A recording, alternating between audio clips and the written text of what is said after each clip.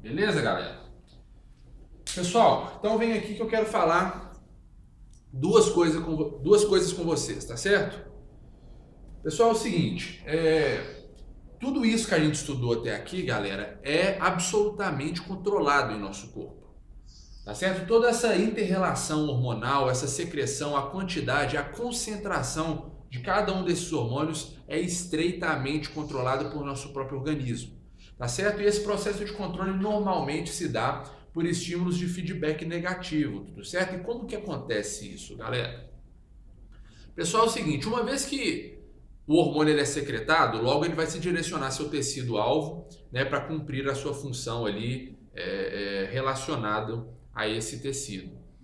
E pessoal, um produto dessa liberação hormonal, ou uma condição dessa liberação hormonal, vai conseguir inibir maiores secreções desse mesmo hormônio quando o suficiente for a atividade desse tecido.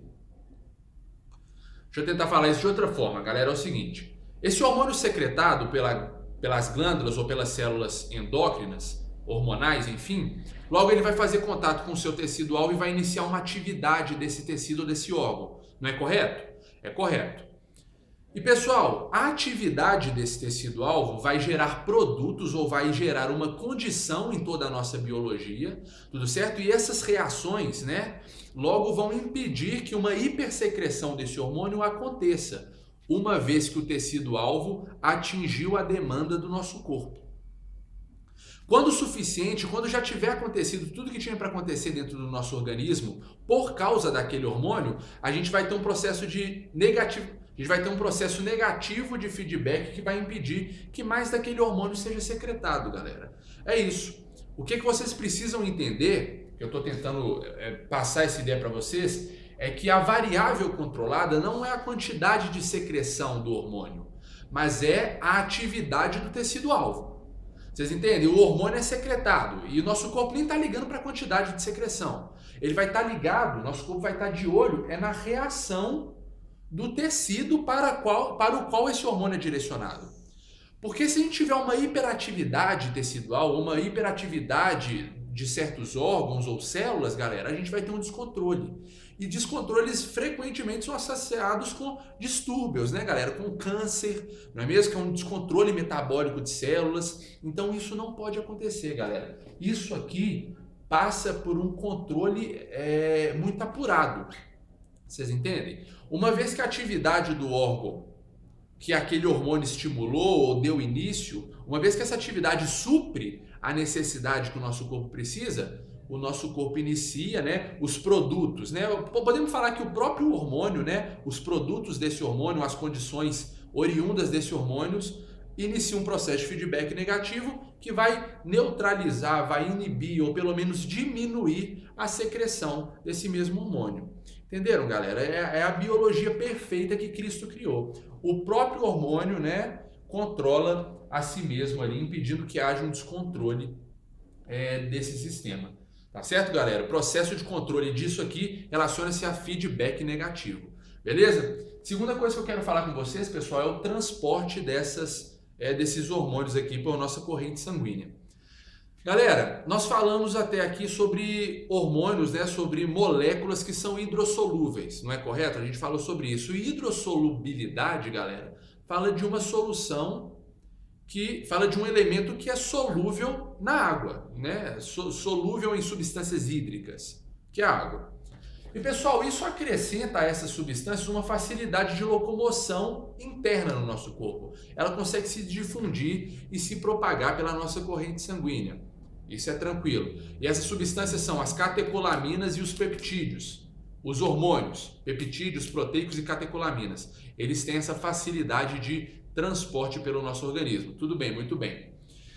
Pessoal, mas a gente falou também de substâncias que são lipossolúveis. E uma substância lipossolúvel é aquela que é solúvel em gordura. E uma substância lipossolúvel, pessoal, ela também é hidrofóbica. Não é? Ela não é compatível com a água. Então vocês podem me perguntar, Vitor, como que essa substância vai ser transportada pelo nosso sangue? É uma pergunta muito boa, galera, mas eu tenho que confessar que não é boa para esse momento da aula, né? Porque nós falamos sobre estruturas lipossolúveis, mas nós falamos também, galera, sobre proteínas de transporte, né? Se você ficou com essa dúvida aí, é porque provavelmente você voou em algum momento da aula para trás aí. Porque, pessoal, muitos desses hormônios aí, nós falamos, né? Principalmente os esteroides e os hormônios da tireoide, eles vão estar sempre relacionados com proteínas transportadoras membranares. Nós não falamos sobre isso, pessoal? Falamos, né? Então, no momento que esses hormônios receberem as células endócrinas, né? As células hormonais, receberem o estímulo para liberar os hormônios, logo eles vão ser interligados, né? Alocados, conectados a proteínas de transporte. E essas proteínas vão entregar a esses hormônios a possibilidade de correr pelo conteúdo sanguíneo do nosso corpo, tá certo? Pelos capilares e tudo mais, tá certo, pessoal? Então, frequentemente isso vai acontecer dessa forma aí. Eu vou dar para vocês um número, tá? Uns números, na verdade. Acredita-se que 10%, pessoal, de todos os hormônios esteroides e tireoidianos, somente 10% deles existam de forma livre em nosso organismo. Né? Muita pouca quantidade. Outro número, 99% de toda a tiroxina, que é um tipo de hormônio tireoidiano, vai ser encontrada em nosso organismo ligada a uma proteína transportadora. Tá certo, galera? Então, nós vamos encontrar grandes quantidades desses hormônios ligados a proteínas pelo nosso sangue. Tá certo? Então, isso significa que esses hormônios, enquanto estão conectados a essas proteínas, eles estão inativos, galera. Tá certo? Porque eles não conseguem agir enquanto estão ligados ali. E uma vez que elas estão sendo transportadas pelo nosso corpo e esbarram, né, no tecido-alvo, né, no objetivo de sua secreção, elas vão ser desconectadas dessa proteína, vão ganhar o interstício celular, vão se direcionar para a sua célula-alvo e então começar a reagir, mas só depois de desconectar-se da proteína transportadora. Entenderam, pessoal? Galera, agora eu vou apagar esse quadro e nós vamos escrever só mais um quadro e acabou a aula, tá certo? Vamos lá. Galera, agora eu só quero falar com você sobre taxa de depuração e mecanismo de ação desses hormônios e a gente termina, tá certo? Então vamos lá. Galera, taxa de depuração hormonal. Pessoal, existem duas formas aí da gente aumentar a concentração de hormônios no nosso sangue ou então diminuir essa concentração de hormônios no nosso sangue.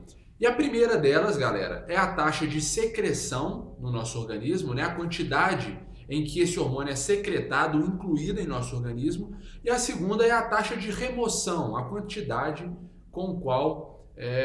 para a qual, né, esse hormônio é deletado, é tirado, é subtraído do nosso organismo, tá certo? E a taxa de remoção ganha o nome de taxa de depuração metabólica. Beleza, galera? É isso aí que trata-se a taxa de depuração.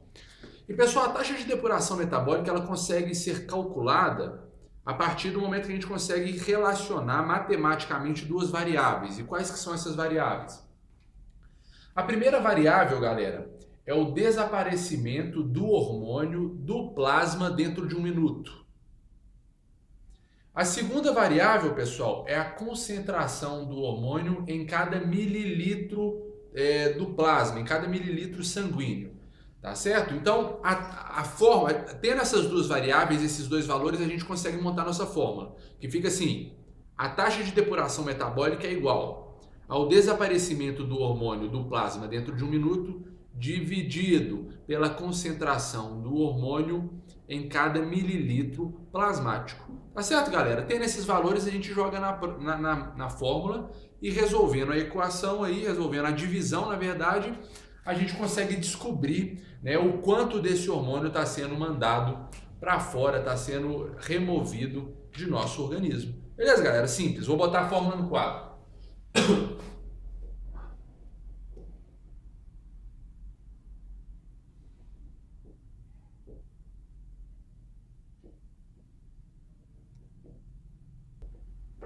Beleza, pessoal? Sinal de divisão aqui no canto, não esqueçam, e as duas variáveis que precisam ser levantadas para a gente perceber e entender essa taxa de depuração aí, tá certo? Existem mais de uma forma de hormônios serem depurados no nosso organismo, né, pessoal? Ele pode ser destruído por atividades metabólicas de certos tecidos e células, tá certo? Ele pode ser excretado na bile pelo fígado, pode ser excretado na urina pelos rins e outras formas mais aí de depuração, tá certo? Galera, para terminar a aula, a gente precisa falar agora só do mecanismo de ação desses hormônios, tá certo? Qual que é o passo a passo que esses hormônios precisam seguir para tornar-se relevantes à nossa biologia? O que eles precisam fazer? Galera, e a primeira coisa de imediato que a gente tem que entender é que esses hormônios eles precisam conectar-se, reagir com os receptores celulares, galera. É simplesmente isso. Eles precisam fazer contato com esses receptores para iniciar um processo de reação nessa célula. Células que não têm receptores, pessoal, para hormônios, elas simplesmente não vão fazer contato, não vão interagir com esses hormônios. É como se essas células não existissem para quaisquer hormônios aí. Tá certo, galera? Eles precisam fazer contato com os receptores. E, pessoal, existem 3 opções de localidades aonde esses receptores podem estar. Tá certo? E o primeiro lugar onde esses receptores que vão reagir com os hormônios para construir uma atividade podem estar, galera, na membrana plasmática, tá certo? Na membrana da célula, na superfície da membrana da célula. E esses receptores membranares, eles vão ser específicos para hormônios do tipo proteico, peptídeos e as catecolaminas, tá certo? São esses tipos de hormônios que vão usar os receptores membranares. A outra opção de localidade para os receptores hormonais é no citoplasma celular, no citosol da célula, tá certo? E os receptores do tipo citosólicos, galera, são específicos para hormônios esteroides, tá certo? Hormônios esteroides vão usar os receptores citoplasmáticos. A terceira e última opção de localidades para os receptores hormonais, galera, é no núcleo da célula, tá certo? E receptores nucleicos, galera, vão reagir, somente com hormônios tireoidianos ou principalmente hormônios tireoidianos, tá certo, galera? E acredita-se aí que esses receptores do tipo nucleicos, eles estão intimamente relacionados e ligados com um ou mais dos cromossomos desse núcleo e dessa célula, tá certo? Curiosidade apenas. Vamos anotar isso aqui que é importante e a gente termina a aula. Beleza, galera? Pessoal, então a gente encerra aqui todo o conteúdo de introdução ao sistema endócrino, aí, que é aquele conteúdo de caráter mais básico para intermediário, que é necessário para que a gente fale sobre conteúdos de nível mais avançados aí, complexos, tá certo, pessoal? Qualquer dúvida que tenham ficado, não deixem de colocar nos comentários, eu vou me esforçar muito para resolver todas eles e a gente se vê logo mais nas próximas aulas. Valeu!